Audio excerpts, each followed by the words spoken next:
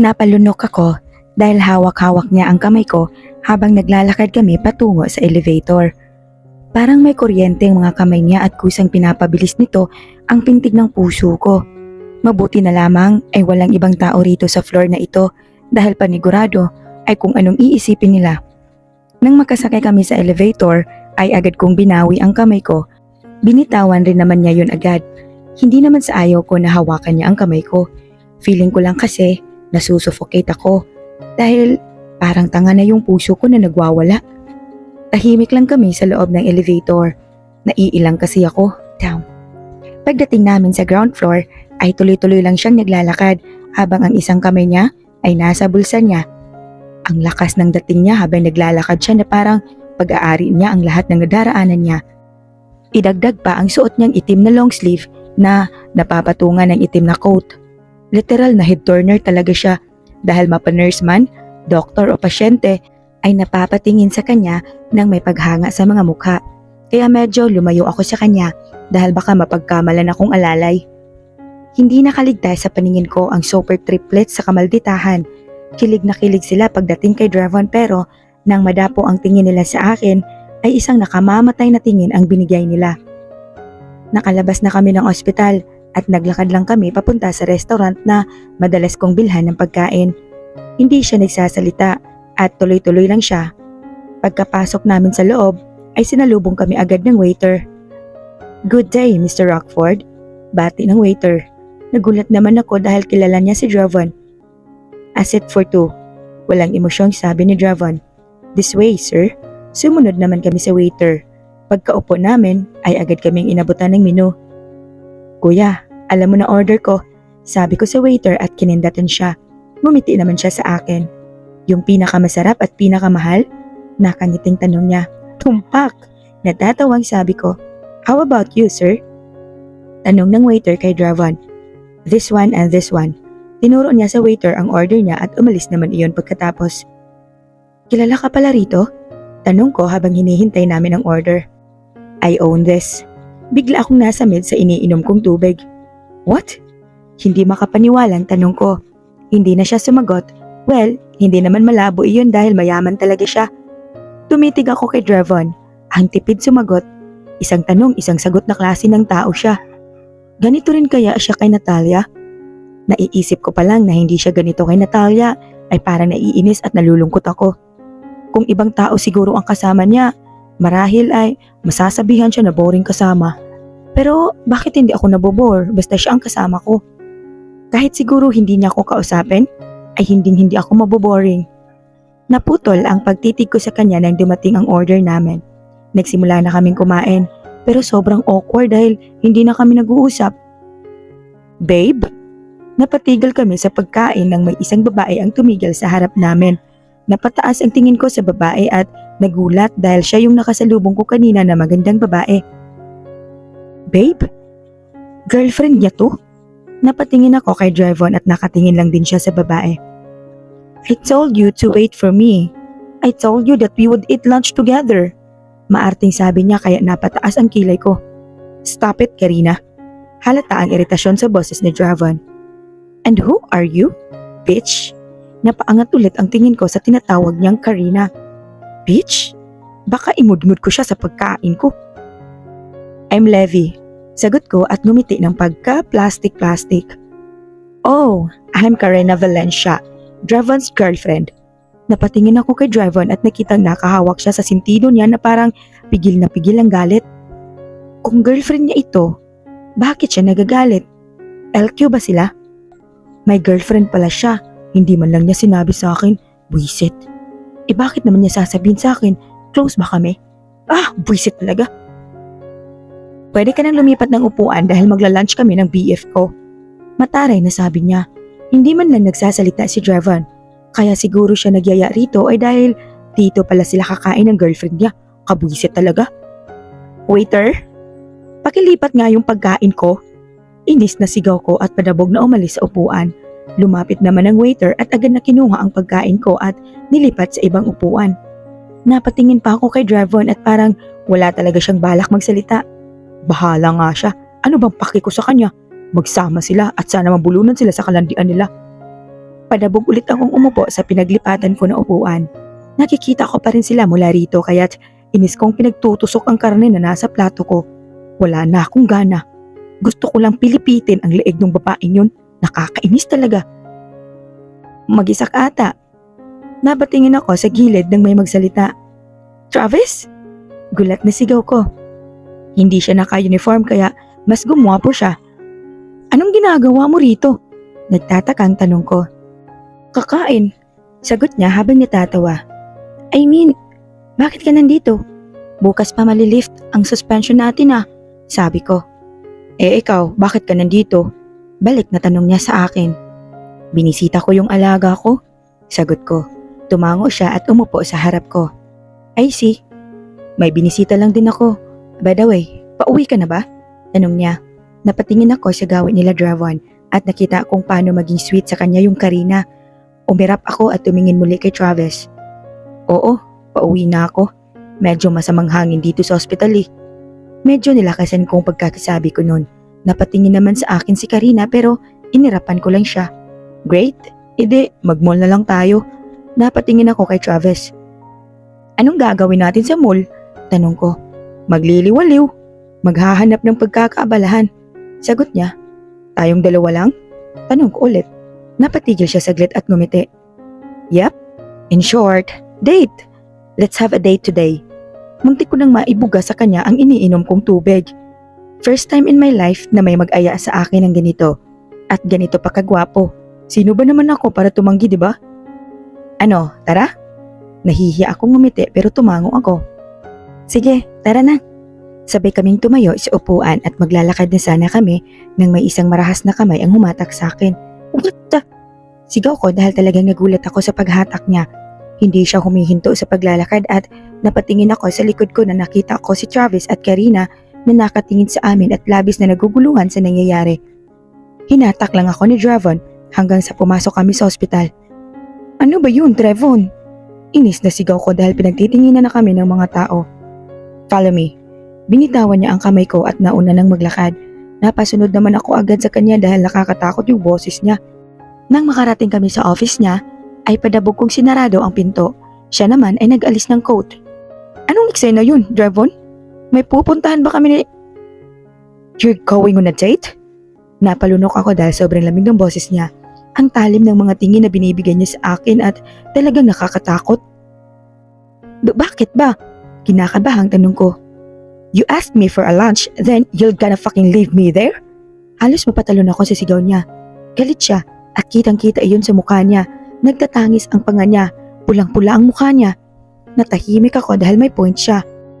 Ako nga naman ang nagyaya sa lunch na iyon. Sorry, kasi nandun naman na yung girlfriend mo kaya akala ko ay okay lang sa'yo. Sagot ko sa kanya. She's not my fucking girlfriend. Sigaw niya ulit. Bakit ka sumisigaw? Tsaka anong not your fucking girlfriend eh? Yun yung pakilala niya at hindi ka naman umalma. Inis na sigaw ko. Sinabunutan niya ang buhok niya at kinagat ang labi niya na tila nagpipigil ng inis. First time ko ata siyang makitang ganito dahil madalas ay wala siyang emosyon. She's just an obsessed lady. She's not my girlfriend. May diin na sabi niya. Inirapan ko siya. Hindi mo pala girlfriend. Bakit hindi ka man lang nagsalita? Hinayaan mo pa akong paalisin niya dun. Kunwari ka pa, gustong gusto mo rin naman. Sigaw ko pabalik sa kanya. Tumitig siya sa akin at kumunot ang noo. Why are we even arguing about that girl? Are you jealous? Nanlaki ang mga mata ko sa sinabi niya. Ako, selos? Bakit naman ako magsiselos? Ha? Bakit naman ako magsiselos? Boyfriend ba kita? Bahala ka nga dyan. This is so pointless. Bakit ba kami nagtatalo ng ganito? Nakakainis. And why are you shouting at me? Sabi niya. Because you shouted at me first. Inis na sabi ko. So what? I'm your boss. Napatahimik naman ako dahil doon. Muntik ko nang makalimutan na siya ang CEO rito at baliw na ata ako para sigaw-sigawan siya. Lumunok ako pero hindi ko pinahalata na natakot ako na baka alisin niya ako. Pasensya na, boss. Sige, boss. Uuwi na ako, boss. Inirapan ko siya at tumalikod na. Going home or going on a date? Muli akong humarap sa kanya. Talagang ayaw magpatalo sa usapan nito. Going on a date? Bakit? Selos ka? Sigaw ko. Don't try my patience, Levi. Naramdaman ko ang mabilis na pagtibok ng puso ko nang tawagin niya ang pangalan ko. Sobrang sarap pakinggan. Pag sa kanya nanggaling, parang musika sa tenga. Napatitig ako sa mata niya. Bumalik na ang walang emosyong mukha niya. Oo na, hindi na. Hindi ko man maintindihan kung bakit ayaw niya akong paalisin ay minambuti ko ng sumuko sa argumento. Naupo ako sa sofa at siya naman ay umupo na sa swivel chair niya. Napatitig ako sa kanya. Kung titignan ay para kaming magsyota na nag-aaway. Naisip ko tuloy kung anong feeling pag naging boyfriend mo ang isang CEO at mafia boss. Masarap kaya sa feeling? O mahirap? Naglakad ako palapit sa kanya at umupo sa upuan na katapat ng lamesa niya. Umalumbaba ako doon at tinitigan siya. Sino ba kasi yung Karina? Malumanay na tanong ko. I met her in Canada. Maikling sagot niya na hindi man lang ako tinitignan. Oh, tapos? Bakit niya tinatawag na boyfriend? Tanong ko ulit. I don't know. She's obsessed and delusional. Napangiti ako dahil mukhang iritang-irita nga siya sa babaeng iyon. Naks, gwapo. Pang-aasar ko sa kanya pero hindi man lang siya tumawa. Bakit naman siya tatawa ngumiti nga hindi magawa. Sagot niya lang. Sige na, aalis na ako. Uuwi muna ako. Paalam ko sa kanya. Tumingin siya sa akin na tila sinusuri kong nagsasabi ako ng totoo. Tsaka ano ba sa kanya kung makipag-date ako? Kaunti na lang ay iisipin ko na may gusto sa akin to. Pero syempre, malabo yun. Mas malaki pa ate ang chance na makapasok ako sa Harvard kaysa makapasok sa puso niya. Okay, sagot niya. Lumabas na ako sa opisina niya at nagtungo sa kwarto ni Rio. This time, gising na siya pero hindi siya nanonood or what. Nakatulala lang siya. Lumapit ako sa kanya at ngumiti. Tumingin siya sa akin pero nagulat ako nang bigla siyang lumuha. What's wrong, baby? Nag-aalalang tanong ko. Ate Lev, ang tagal mo hindi nagpunta. Akala ko ay iniwan mo na din ako. Umiiyak na sabi niya kaya't agad ko siyang niyakap. Don't cry na, hindi kita iiwan. Nagbakasyon lang si ate. Sabi ko sa kanya, tumango lang siya habang umiiyak. Tumayo ako at kinuha ang isang baunan sa bag ko. Here, may pasalubong ako sa'yo. Masayang sabi ko at inabot sa kanya ang baunan. Tumigil siya sa pag-iyak at binuksan iyon. Wow! Thank you, ate! Masayang sabi niya. Kinuha niya ang tinidor na nasa side table niya at sinimulang kainin iyon. Ang sarap! Masayang sabi niya. Umupo ako sa tabi niya at hinaplos ang kanyang buhok. Rio? Tawag ko sa kanya. Tumigil siya sa pagkain at tumingin sa akin. Why, ate? Sagot niya. Do you have some sort of bucket list? Yung mga gustong-gusto mong gawin? Umaaliwalas ang mukha niya at may kinuha siyang papel sa ilalim ng unan niya. Nakangiti niyang inabot sa akin iyon. Binuksan ko yun at binasa. Number 1. I want to go to amusement park. Ngumiti ako sa kanya. Who told you about amusement parks? Tanong ko. Si Nurse Jane. Sabi niya ay maganda sa amusement park. Masayang sabi niya. Napangiti naman ako dahil doon. Siguro ay magaspang ugali niya sa akin pero sa mga bata ay malambot ang puso niya. Number 2, to build a sandcastle and swim on a beach. Number 3, to go on date with Ate Levy and her boyfriend. Natawa ako sa pangatlong wish niya. You know what date is? Namamanghang tanong ko. Tumango naman siya. Number 4, to see Ate Liv's family. You want to see my family? Tanong ko. Tumango siya at ngumiti. I want to see them, ate. Sabi niya habang nakapout pa. Number 5, I want to see my family. My smile instantly faded. Nag-iwas ako ng tingin at yumuko. Should we go to amusement park today? Pag-iiba ko sa usapan. Biglang umaliwalas ang mukha niya at mabilis na tumango. Yes, ate! Let's go there today! Excited na sabi niya. Tumawa ako at tumango. Okay, baby. Kakausapin ko si Dr. Lee. Babalikan kita mamaya, okay? Malumanay na sabi ko at tumayo na. Okay, ate. Ginulo ko ang buhok niya at ngumiti. Naglakad ako papunta sa bag ko at kinuha ko ang natitirang 3 baunan ng cassava cake at idadaan kay Drevon. Isaksak niya sa baga niya to, charot. Dumaan muna ako sa opisina ni Dr. Lee. Dr. Lee, good afternoon. Bati ko sa kanya pagkapasok ko. Oh, Levi, kamusta? Bati niya pagkakita niya sa akin. Ayos lang, Doc. Ikukonsulta ko sana sa inyo kung pwede bang ilabas si Rio ngayon? Napatingin siya sa akin. Lumapit ako sa tapat niya at umupo sa upuan. That would be risky, Levi. Seryosong saad niya. I know, Doc, pero alam niyo naman ang kalagayan niya. I just want to make her happy. Malungkot na sabi ko. Nagbuntong hininga siya at tumango. Okay, I'll allow that, pero sana ay wag siya masyadong magpagod. You're a nurse. Tiwala naman ako sa'yo. Ngumiti ako at tumango. Thank you, Doc, sabi ko. Just call me if something bad happens. Sabi niya sabay abot ng calling card niya. Tinanggap ko naman iyon at lumabas na sa kanyang opisina. Naglakad ako papunta sa opisina ni Drevon. Kumatok ako pero walang nagbukas ng pinto. Ganun naman talaga siya kaya't pumasok na ako. As usual, busy siya sa ginagawa niyang mga papeles. Drevon, tawag ko sa kanya. Hindi siya tumingin sa akin pero alam kong ramdam niya ang presensya ko. Sagot niya. Idadaan ko lang to, sabi ko at lumapit sa kanya. Nilapag ko sa lamesa niya ang baunan. Okay, sagot niya.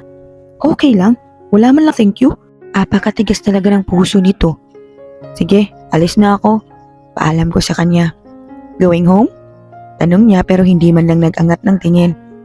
Nope, sudden change of plans. Nakangiting sagot ko. Tumigil siya sa ginagawa niya at sa wakas ay tumingin din siya sa akin. Sumandal siya sa upuan niya at nag-cross arms. What plan? Seryosong sabi niya. I have a date today. Nakangiting sagot ko. Nangunot ang noon niya at nakita ko ang pagtiim ng panga niya. Busy ka ba? Gusto mong sumama? Yaya ako sa kanya. Inirapan niya lang ako at bumalik sa ginagawa niya. Get out. Malamig na sabi niya. Sama ka na. Pamimilit ko sa kanya. For what? Para makita ko kayong maglandian ni Travis? Inis na sabi niya. Kumunot naman ang noo ko sa sinabi niya. It's not Travis. Si Rio kasama ko, no? Medyo natatawang sabi ko. Tumingin ulit siya sa akin at pagkatapos ay tumingin siya sa relo niya. Maya-maya ay tumayo na siya. Tinuot ang suit niya. Let's go. Walang emosyong sabi niya. Seriously? Sasama siya?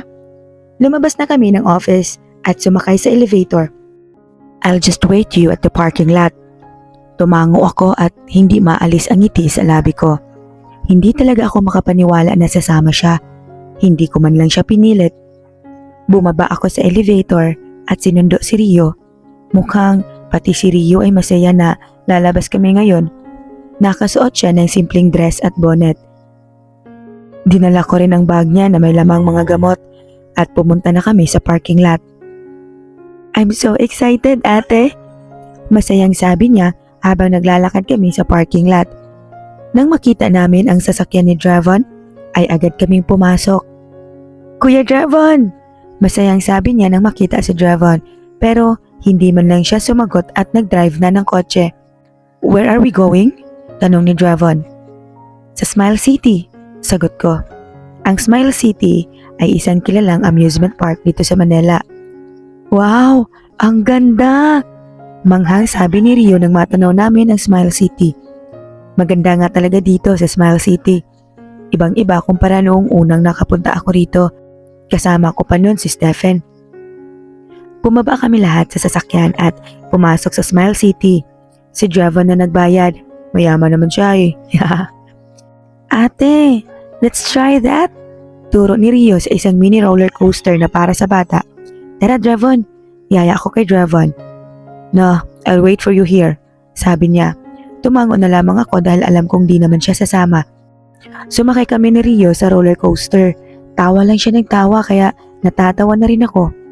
Matapos nun ay kung ano-ano pang rides ang sinakyan namin pero syempre ay hindi sumasama si Drevon. Sumakay si Rio sa carousel at naiwan kami ni Drevon sa labas para maghintay. Thank you Drevon, I sincerely said. He didn't bother to answer and just nodded. Do you know who owns this park? He asked suddenly. Wag mo sabihin ikaw na naman may-ari nito. Natatawang sabi ko. Nope. Spade owns this. Sagot niya. Nanlaki ang mata ko sa sinabi niya. Spade? You mean yung asawa ni Natalia? Wow. Manghang sabi ko. His emotion suddenly changed from being cold and bored into sad. His jaw clenched and I can still see the pain in his eyes. Hindi ko alam pero parang nasasaktan ako sa emosyon na pinapakita niya.